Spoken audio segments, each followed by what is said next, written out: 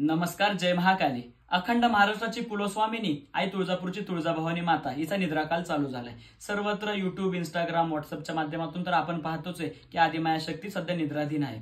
परंतु या निद्राकालामध्ये आपल्यासारखे जे भाविक भक्त आदिमाया शक्तीची आपल्या घरोघरी स्थापना करतात. काही जण पाषाणाची मूर्ती स्थापित करतात, काही जण चांदीचा मुखवटा करून भगवतीला स्थापित करतात.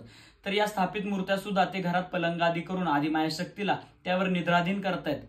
तर हे सर्व कार्य चुकीचं आहे असं तर मला वाटतं. कारण की तुळजापुरात जी आदिमाया शक्तीची मूळ मूर्ती आहे, भगवतीचे जे तिथील मूळ स्वरूप आहे, तिथे जे भगवतीवर उपचार होतात, ज्या काही पूजा अर्चा होतात, तेथील जे मुख्य भूपी पुजारी जे काही आदिमाया शक्तीची पूजा अर्चना करतात ते तेथेच होणं गरजेचं आहे. आपण आपल्या घरी ते सर्व करायला गेलो तर त्याच्यातील तेवढी पावित्र्य आपल्याला राखणं शक्य नाही असं तर मला वाटतं. घरातील मुखवटा आपण तुळजापुरात आदिमाया शक्तीपाशी अभिषेक करून आणतो की त्याच्यात भगवतीचा अंश स्वरूप तरी उतरलं पाहिजे. ह्यासाठी त्याचा ग्रह असा होत नाही की आपण तुळजापुरातील आदिमाया शक्तीची मूळ मूर्तीच आपल्या घरात आणून स्थापित केली.